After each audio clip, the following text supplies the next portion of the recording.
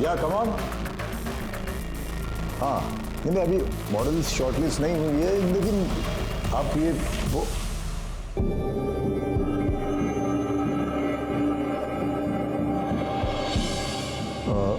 I'll call you later. Okay?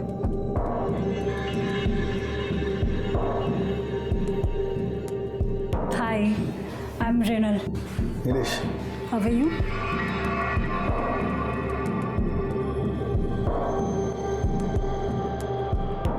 Can I sit? Oh yeah, sure.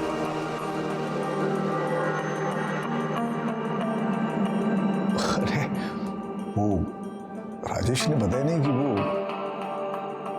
इतने talented model को भेज रहा है। Thank you. If you don't mind, I want to see your figure because we are shooting for lingerie's ad. Yeah, sure. Why not?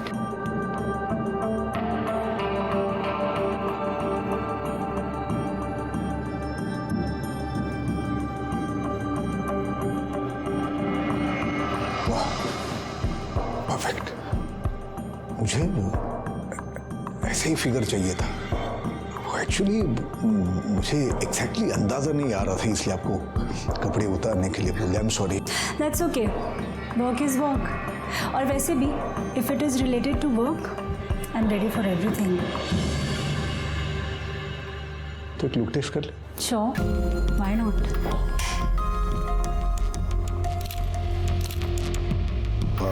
अब खड़ी हो जाओ। तो कुछ अलग तस्वीरें लेते हैं। ये थोड़ा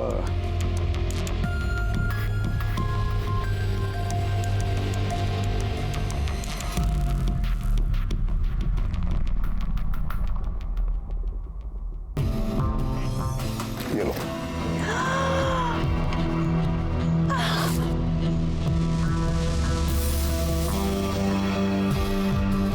Wow, my God, that's my favorite perfume. तुम्हें क्या पसंद है, क्या पसंद नहीं है, सब पता है हमें।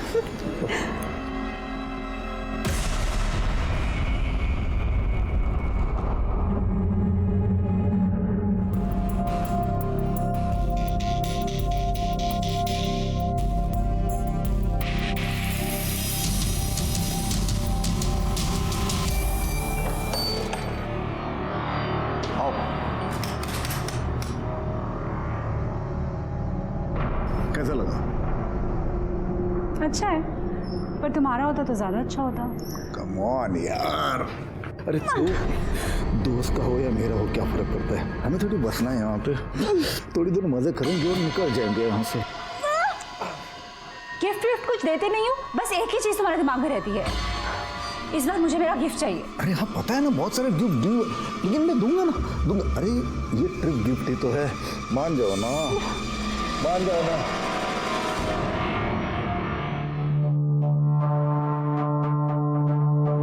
साला बहुत हो गया इस बड़ों का, फ्री में मजे चाहिए इसे, बस कुछ करो इसका। अरे आप टेंशन मत लो, मैं बात करता हूँ ना, मैं देखता हूँ उसे।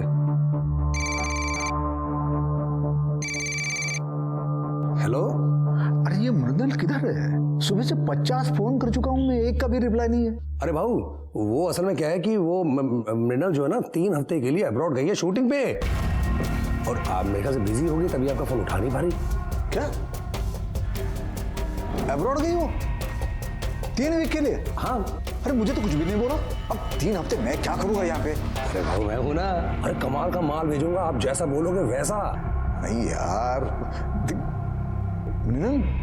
अब मेरे दिमाग में बैठ गई हो। अरे भाऊ, जब मैं मृणाल को भेजा था ना, तब भी आप यही कहते कि नहीं चाहिए नहीं चाहिए। अभी देखो मृणाल के बिना आपका क्या हाल हो गया है। भाऊ मैं क्या कहता हूँ, मैं भेजता हूँ ना, आप एक बार ट्राई तो करके देखो एक बार। चल ठीक है, भेज दे। हाँ ठीक है, मैं कल भेजता हूँ। क्या नाम क्या है?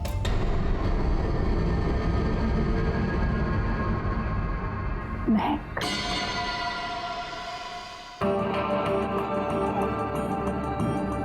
देखो अब मैं तुम्हें सिचुएशन एक्सप्लेन करता हूँ।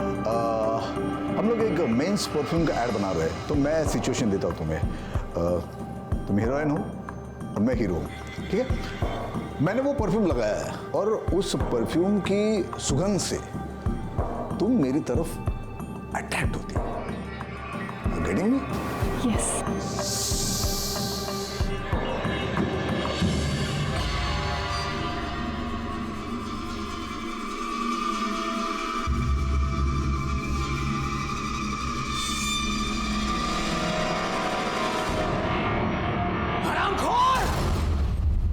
आज मैं तुझे नहीं छोड़ूंगा।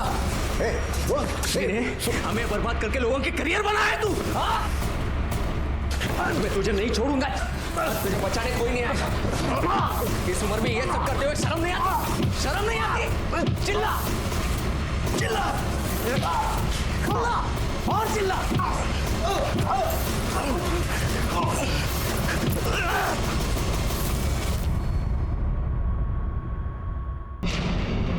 किसका झगड़ा हुआ आपके साथ? आप यहाँ कैसे? किसने बोला आपको? अरे हमें फोन आया कि आपका झगड़ा चल रहा है किसी के साथ। नहीं सर, यहाँ पे सब ठीक है। यहाँ पे सब ठीक है तो फिर ये इतनी सारी चोटें कैसे लग गई आपको? वो मैं ऑफिस आते वक्त स्टेयरकेस से गिर गया था मैं, तो चोट लग गई। अब इसकी मैं आपके पास कंप्लेंट क्या करूं? वो कोई आपको गलत फोन कर दिया होगा, हाँ। सब ठीक है यहाँ पे? देखने से तो लग नहीं रहा कि सब ठीक है। फिर भी लगे कि कोई प्रॉब्लम है, किसी का झगड़ा हुआ है, तो आइएगा कंप्लेंट करने। हाँ। आराम कीजिए, चलो।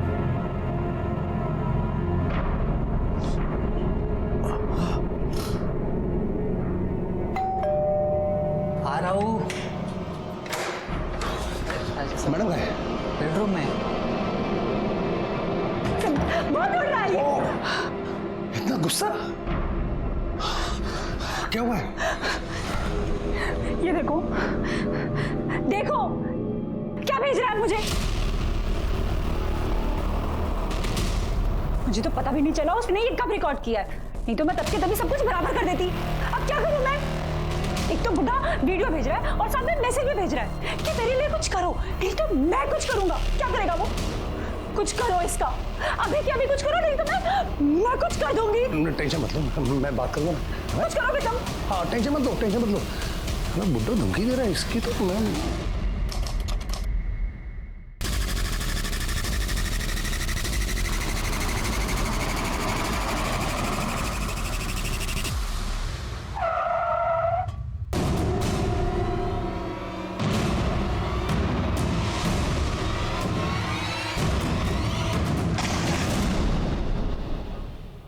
सर कल रात से मेरे पति घर पर नहीं आए सर। आपने चेक किया? हो सकता है अपने दोस्त के साथ ही कहीं गए हो। नहीं सर, मैंने उनके सभी दोस्तों को फ़ोन किया, वो किसी के साथ भी नहीं है। मेरे पति एक एड एजेंसी चलाते हैं, रोज़ 9 बजे तक घर पे आ जाते थे सर। मगर कल जब वो 11 बजे तक घर पे नहीं आए तो फिर मैंने उनको फ़ोन किया, उनका फ़ोन भी स्विच ऑफ आया सर। अभी भी मैंने फ़ोन किया तो स्विच ऑफ ही आ रहा है सर। फिर मैंने ड्राइवर को फ़ोन किया तो ड्राइवर ने मुझे कहा कि वो गांव जा रहा है। मतलब कल दोपहर को मोहितो रोड पर गाड़ी लगा के इनको चाबी दे के वो छुट्टी लेके चला गया सर। मतलब आपके हस्बैंड गायब हो गए उसी दिन से आपके ड्राइवर ने छुट्टी ली। आपके हस्बैंड का फोटो है आपके पास? हाँ है।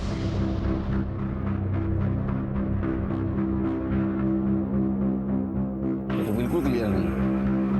कोई दूसरा फोटो नहीं है? सर अभी तो नहीं है, मैं घर पे जाके भेज दूं? सिर्के इनके हस्बैंड का नंबर भी ले लो। आपके हस्बैंड का नाम क्या है? नीलेश घाड़गे। आपके फैमिली में कौन कौन रहता है? मेरा बेटा रोहन। क्या उम्र है उसकी? 26 साल। वो क्यों नहीं आया? वो सर उसको कुछ काम था इसके लिए। कमाल है, पिता की मिसिंग कंप्लेंट करने से भी ज्यादा जरूरी काम। ठीक, अब डिटेल्स बाहर दीजिए। शिरके तुमच्या ड्रायव्हरच्या आणि गाडीचे पण डिटेल्स घ्या. हो सर, क्या मैम?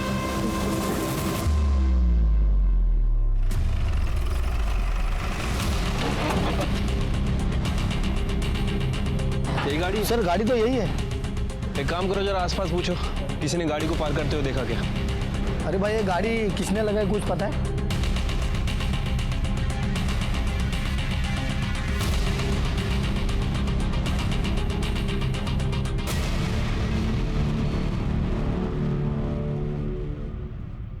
ए रघु, अरे क्या चाय बनाई यार, बिल्कुल शक्कर नहीं इसमें, शक्कर डाल।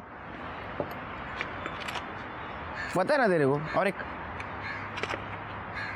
एक रघु क्या कर रहा है, बस कर। अरे दे सर ऑलरेडी चाय इतनी मीठी सर। अरे रघु बराबर चाय बना रहा है मेरे सिरके।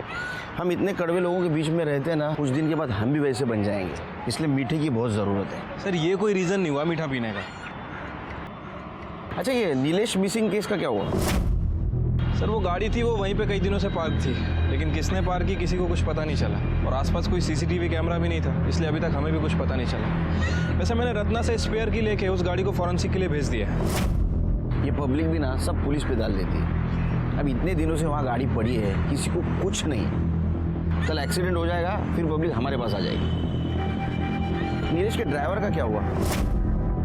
सर वो गाँव गया हुआ था, मैंने फ़ोन कर दिया, वापस आ रहा है। चिरके ये रत्ना है ना, उसका फ़ोन मॉनिटर कर। अगर किडनैपिंग केस है तो उसको रैंसम कॉल जरूर आएगा। ठीक है सर, एक मिनट। रत्ना ने नीलेश काटके की फ़ोटो भेजी है। सर ये तो वही नीलेश है जिसके साथ ऑफिस में किसी ने मारपीट की थी, और ये उसके खिलाफ कंप्लेंट भी नहीं करना चाहता था। वो मैं ऑफिस आते वो स्टेयरकेस से गिर गया था ना, अब इसकी मैं आपके पास कंप्लेंट क्या करूं?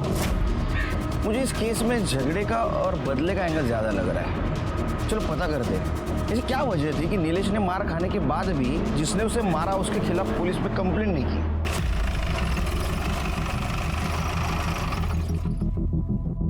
तुम्हारे साहब के साथ उस दिन इतनी मारापीटी हुई, फिर भी उन्होंने पुलिस में कंप्लेंट नहीं की, क्यों? साहब ऐसा कौन सा बाप है जो अपने बेटे को जेल भेजेगा? वो तो हमसे गलती हो गई साहब कि बिना सोचे समझे आपको फ़ोन कर दिया, जिसके लिए साहब ने हमको बहुत डांटा भी था। अपने बेटे को जेल भेजना मतलब? साहब उस दिन मारापीटी हुआ था ना, वो कोई और नहीं, साहब का बेटा रोहनी था।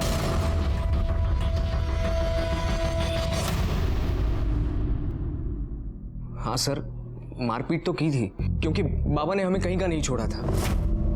जीना मुश्किल कर दिया था हमारा। किस सेंस में जीना हराम कर रखा था? सर मेरे बाबा ठीक से घर का खर्चा भी नहीं देते। जब देखो तब कहते हैं कि जेब खाली है, घटिया से घटिया एड फिल्म बनाते हैं और सारा पैसा उन लड़कियों पर उड़ाते हैं। मेरी आई को भी बहुत परेशान किया है सर उन्होंने, बहुत रुलाया है उसको। सर मैंने आज तक बर्दाश्त किया, लेकिन अब बात बर्दाश्त के ऊपर चली गई है। सर मैंने खुद अपनी आंखों से उन्हें देखा है, लड़कियों के साथ घूमते हुए, उनको गिफ्ट बांटते हुए, और फिर मुझे लगा कि अब तो उन्हें सबक सिखाना ही चाहिए। इसलिए तूने उनको सबक सिखाया? तो सुधर गए सबक सिखाने के बाद? नहीं, फिर तूने सोचा इनको आखिरी सबक सिखा देते, उनको गायब किया। अब ये बता, वो जिंदा है या मार दिया? मार दिया? ये क्या कह रहे हैं सर आप? वो मेरे बाबा हैं, मैं भला उनको क्यों गायब करूंगा? और सर मैं उनको क्यों मारूंगा? तेरे सफ़ेद झूठ बोल रहा है, मैंने खुद देखा है किस तरह से नीलेश जी को तूने घाव दिए। यहाँ पे सब ठीक है। यहाँ पे एक बात बता, तू सगा बेटा है या सौतेला? सौतेला होता ना सर तो शायद मार भी दिया होता। सगा हूं इसीलिए शायद सिर्फ मारपीट करके ही सॉल्व करने की कोशिश कर रहा था सब कुछ, बस। तो 3 जनवरी को कहाँ था? सर मैं अपने दोस्तों के साथ था। चल के इसको अंदर करो। देखो सच बोल रहा है झूठ? चल सर मैं सच बोल रहा हूँ, मेरा यकीन कीजिए चल। सर प्लीज मेरा यकीन कीजिए। मैं सर नीलेश गाड़गी की सीडीआर रिपोर्ट।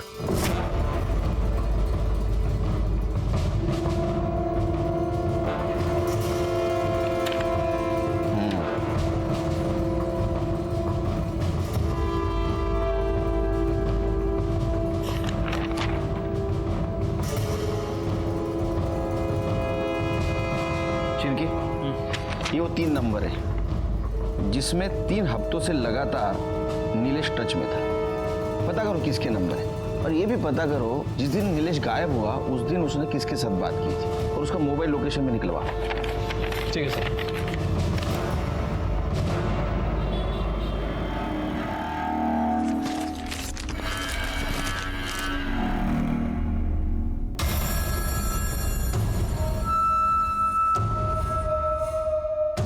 राजेश, राजेश, क्या हुआ? जल्दी आओ, ये देखो, ये पढ़ो इसे।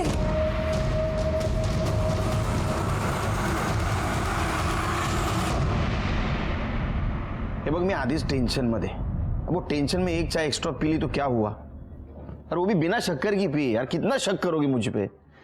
नहीं चलो बाद में फ़ोन करता हूँ. नहीं बाद में करता हूँ. हाँ मैं भी चलो. हाँ सर ये नीलेश के मोबाइल लोकेशन रिकॉर्ड्स, इनके हिसाब से उसकी लोकेशन 3 जनवरी को शाम को 4 बजे ओल्ड ब्रिज की थी. उसकी गाड़ी मोहिती मार्केट में मिली शिरकी, और उसका लास्ट मोबाइल लोकेशन दिखा रहा है ओल्ड ब्रिज. इसका मतलब ऐसा हो सकता है शिरकी कि वो दूसरी गाड़ी से वहाँ गया, लेकिन कोई भी गाड़ी से गया होगा तो टोल नाका क्रॉस करके गया होगा. शिरकी टोल नाके का सीसीटीवी फुटेज मांगो. ठीक है सर. वैसे सर वो मैंने नीलेश के ऑफिस में पूछताछ की थी. वहाँ पता चला है कि नीलेश का किसी आदमी के साथ झगड़ा हुआ था.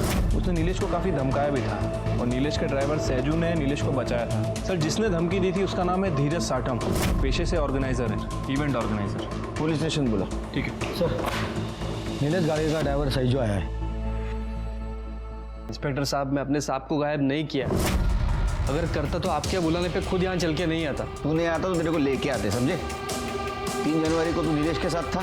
हाँ साहब, सुबह 11 बजे उनको लेके ऑफिस में गया. फिर वहाँ से 1 बजे एक मीटिंग के लिए गए.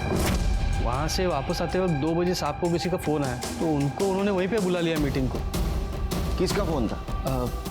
मालूम नहीं साहब, लेकिन साहब मेरे को बोले कि वो मोहिती लेन में मार्केट के पास गाड़ी पार्क कर दूँ और चाबी उनको आके दे दूँ, और फिर मैं गाँव चला जाऊँ. वो गाँव जाने का छुट्टी बोला था उनको. उसके बाद में नीलेश से मिला तू. हाँ मतलब मिला नहीं, देखा था साहब मैंने उनको. वो मैं आगे रिक्शा के लिए रुका था तो साहब मुस्कुराते हुए किसी की गाड़ी में बैठे और आगे निकल गए. उन्हें देखोगे तो पहचानोगे. पक्का नहीं बोल सकता साहब. एक कांच पे वो सनशेड लगाया था, सिर्फ साहब को देखा, बाकी लोग को देख, लेकिन साहब शांत स्वभाव के आदमी है. वो फिर भी उससे प्यार से ही बात कर रहे थे. धीरज के अलावा और किसी के साथ झगड़ा था. झगड़ा तो नहीं साहब, लेकिन के साथ मतलब उनका मचमच चल रहा था. किसके साथ. वो इच्छा पूर्णिमा के साथ. क्या झगड़ा था. शायद पैसों को लेके कुछ था साहब.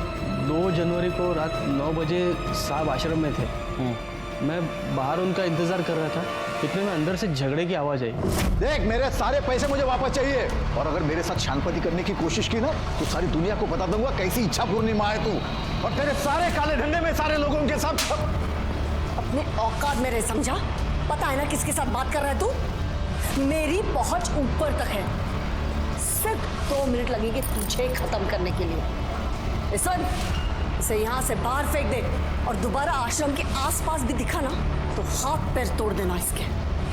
ले जाओ इसे.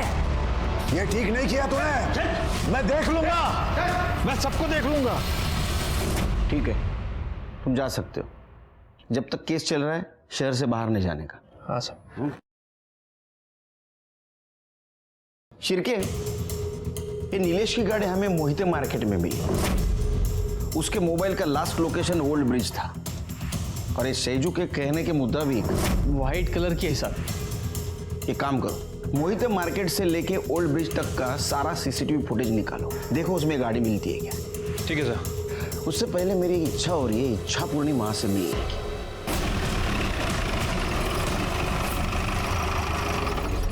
जय माता दी, जय माता दी. माता अपने बालक की हर इच्छा पूरी करती है. बोलो बालक, क्या इच्छा है तुम्हारी. वो तो हम भी पूरी करते हैं, जब कोई हमारे सादे सवालों का जवाब सीधे सीधे नहीं देता. अच्छी बात है, पर आपकी ये इच्छा हम यहाँ पूरी नहीं कर पाएंगे. नीलेश घाटगे से अपने पैसे लिए थे.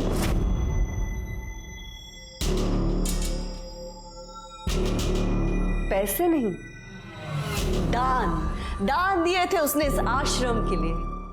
दान दिया था तो फिर वापस क्यों मांग रहा था. ये हम नहीं जानते, लेकिन एक बात हम जानते हैं, जब उसने हमसे अभद्र भाषा में बात की थी तब हमने उसे उठवाकर बाहर फिकवा दिया था. तो फिर 3 जनवरी को जब वो गायब हुआ आपने फोन क्यों किया उसको. हम तो माँ है ना सबके, और माँ अपने बच्चों से ज्यादा रूठ कर नहीं रह सकती. माँ का दिल तो मोम का होता है, इसलिए हमने सोचा हमारा बालक कहीं कष्ट में तो नहीं है, शायद उसे दान के पैसे की जरूरत होगी, इसीलिए हमने सोचा हम दे देते हैं उसे दान. हमने तो उसे फोन भी किया, लेकिन हमारा फोन उठाने से पहले उसने काट दिया। कहीं ऐसा तो नहीं माँ ने अपने बालक को अपने पल्लू में छिपा के रखा है? चिरके आश्रमाची जड़ दिया। आपके पास सर्च वारंट है? तो आप अध्यात्म के साथ साथ कानून की भी जानकारी रखते हैं। सिर्फ जानकारी नहीं, पहुंच भी रखती हूँ, और माँ के दिल को बहुत ठेस पहुंचेगी अगर उसके कारण तुम्हारी नौकरी चली गई। तो बालक, ज्यादा उद्यम मत मचाओ, थोड़ा संभल जाओ। नौकरी मेरी मजबूरी नहीं, मेरा फर्ज है। फिर से आऊंगा प्रूफ के साथ, और उस वक्त मेरी इच्छा पूरी करके जाऊंगा। चला शिरके। इच्छा पूर्णी माँ। शिरके, जितने जल्दी हो सके उतने जल्दी आश्रम का सर्च वारंट निकलवाओ। ये जगन माता है ना, ये इंटरेस्टिंग कैरेक्टर ही नहीं, स्ट्रॉन्ग सस्पेक्ट भी है। आपको लगता है कि पैसों के लिए वो नीलेश को मरवा सकती है? अरे शिरके, जो इंसान पैसों के लिए भगवान का दुकान लगा सकता है ना, वो कुछ भी कर सकता है। लेकिन ये केस किडनैपिंग का नहीं लगता। अगर ये केस किडनैपिंग का होता तो अब तक जरूर रैंसम कॉल आता। सर, रोहन की mobile location details. Sir, details के हिसाब से तो 3 जनवरी की शाम 4 बजे से 9 बजे तक वो मॉल में ही था। मॉल का सीसीटीवी फुटेज चेक किया? हाँ सर, मैंने चेक किया था, वो उस दिन उधर ही था। ठीक है, जाओ। लेकिन शिरके, इसे ये तो साबित नहीं होता कि नीलेश को उसने गायब किया है। ऐसा हो सकता है कि उसने किसी से उसको गायब करवाया हो। कुछ दिन उसके ऊपर ध्यान रखो। ठीक है सर। सर, धीरज साटम आ गया। सर, मैं उसे क्यों मारूंगा? इवेंट कंपनी के नाम से वो सिर्फ मुझे क्लाइंट लाके देता था। शूट, वो क्वालिटी डिलीवरी, ये सब मेहनत मेरी थी। क्लाइंट को करोड़ों का बजट देता था और मुझे आधे में निपटाता था। सर, इस बार तो उसने मुझे आधे पैसे भी नहीं दिए। सर, वो मुझे देने के लिए उसके पास पैसे नहीं थे, लेकिन लड़केबाजी में उड़ाने के लिए उसके पास पैसे थे। मतलब तुम्हें सिर्फ पैसा कमाना था, और तुम्हें पता था कि उसके पास पैसा है लेकिन वो नहीं दे रहा है, इसलिए तुमने उसे किडनैप कर दिया। फिर भी उसने पैसे देने से मना किया, इसलिए शायद तुमने उसे मार दिया। सर, मैं उसे किडनैप करने से या मारने से उल्टा फंस जाऊंगा। मार्केट में 2.5 करोड़ रुपए भरने हैं सर मुझे। और अगर सर मैंने उसे किडनैप किया होता तो उसके फैमिली को मैंने फोन किया होता पैसे के लिए। क्यों? तुम्हें किसी ने बताया नहीं? उसको रैंसम कॉल नहीं आया? सर, मुझे लगा आपने मुझे यहाँ बुलाया तो अब तक नहीं होगा। ठीक है, जाओ। नीलेश के कार से फॉरेंसिक रिपोर्ट में कुछ नहीं मिला। नीलेश का बेटा रोहन, इच्छा पूर्णिमा और धीरज साटम, ये सब इस केस के सस्पेक्ट थे। उनका मोटिव समझ में आ रहा था, लेकिन उनके खिलाफ हमारे पास कोई ठोस सबूत नहीं था। ये केस किडनैपिंग का नहीं है, ये भी समझ में आ रहा था, क्योंकि सज्जू ने नीलेश को गाड़ी में हंसते हुए बैठते हुए देखा था। इसका मतलब वो उसके जान पहचान वाले थे, और कोई रैंसम कॉल भी नहीं आया था। मतलब ये केस किडनैपिंग और मर्डर, इससे भी कुछ अलग मामला था। इस केस के बारे में आश्रम से कुछ क्लू मिलने की उम्मीद थी, लेकिन कोर्ट ने आश्रम के सर्च वारंट की अर्जी खारिज कर दी। लेकिन अभी भी सवाल ये था कि ये नीलेश गया किसके साथ, क्यों गया और उसका क्या हुआ। ये सब हमारे दिमाग में चल रहा था। ऐसे में इस केस की एक ओपनिंग हमें मिली। सर, टोल नाके का सीसीटीवी फुटेज चेक किया सर। वहाँ ठीक वैसे ही कार पास होती दिख रही है जैसा हमें सैजू ने डिस्क्राइब किया था, और ठीक उसी समय क्रॉस हो रही है जब नीलेश का फोन स्विच ऑफ हुआ था। गाड़ी के अंदर कौन कौन बैठा था? नहीं सर, किसी का फेस साफ साफ नहीं दिख रहा है। सर, ओल्ड ब्रिज के आगे नदी किनारे एक लाश मिली है।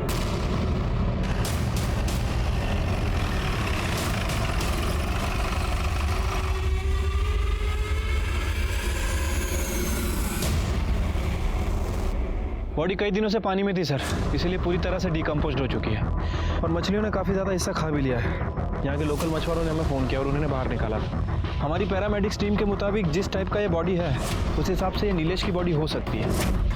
अच्छा, तो एक काम करो, उसके फैमिली को बुलाओ आइडेंटिफिकेशन के लिए, और बॉडी को पोस्टमार्टम के लिए भेज दो। ठीक है सर।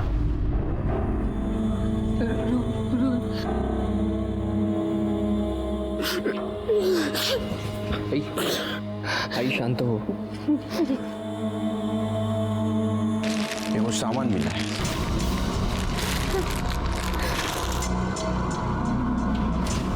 सर ये तो वही बेल्ट है जो मैंने बाबा को उनके जन्मदिन पर गिफ्ट किया।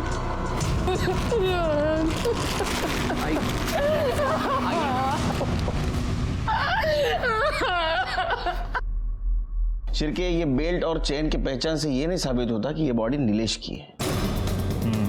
ये बॉडी का और रोहन का डीएनए मैच करा। ठीक है सर।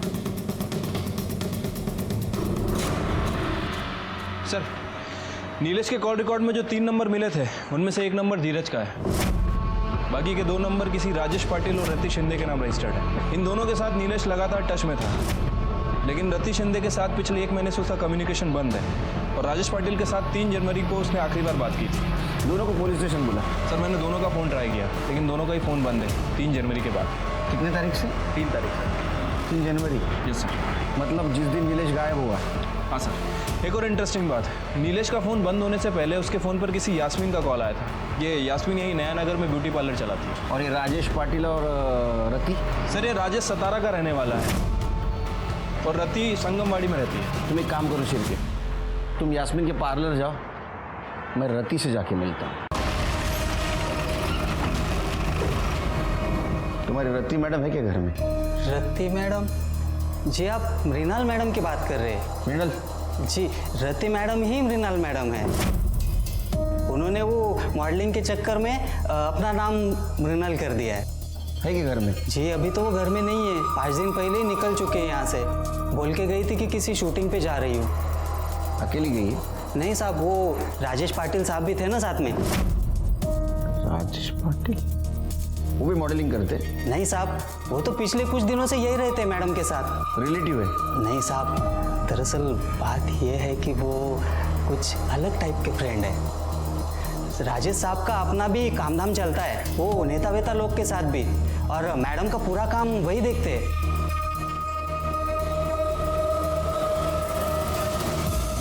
इसको जानते हो? जी ये तो नीलेश साहब है। नवंबर महीने में तो ये बहुत आना जाना करते थे मैडम के पास, पर पता नहीं क्या हुआ, दिसंबर में आना ही बंद कर दिया उन्होंने।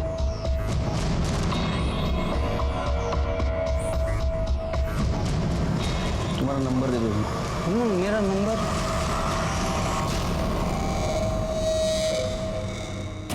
हाँ, मैं नीलेश जी को जानती हूँ। उनके यहाँ पे जब भी इवेंट्स और एडवर्टीजमेंट होते हैं, मेरे यहाँ से ही हेयर और मेकअप आर्टिस्ट जाते हैं। लास्ट टाइम नीलेश गाडगे से आपकी बात कब हुई थी? ठीक से याद नहीं आ रहा है, बट कुछ दिन पहले ही। अब आप ये सब क्यों पूछ रहे हैं? हमें शक है कि उसका मर्डर हो चुका है। क्या? मर्डर? कैसे? I mean, ऐसे कैसे हो सकता है? ऐसा हुआ है। नीलेश के मर्डर के पहले उसकी लास्ट कॉल आपको हुई थी। मेरे साथ बात की थी? नहीं। आपको याद नहीं आ रहा है क्या? मेरे साथ कैसे? नहीं, आपके फोन रिकॉर्ड तो यही कह रहे हैं। हाँ हाँ हाँ, वो मंडे बात हुई थी मेरी उनके साथ। नहीं, ट्यूसडे को। खैर, जाने दीजिए। ये बताइए कि नीलेश गाडगे के साथ ऐसा कौन कर सकता है? कोई दुश्मन, कोई दोस्त, किसी पर शक है आपको? देखिए सर, मेरा उनके साथ प्रोफेशनल रिलेशन था। मैं आपको कैसे बता सकती हूँ कि उनका मर्डर कौन कर सकता है और कौन नहीं। ठीक है।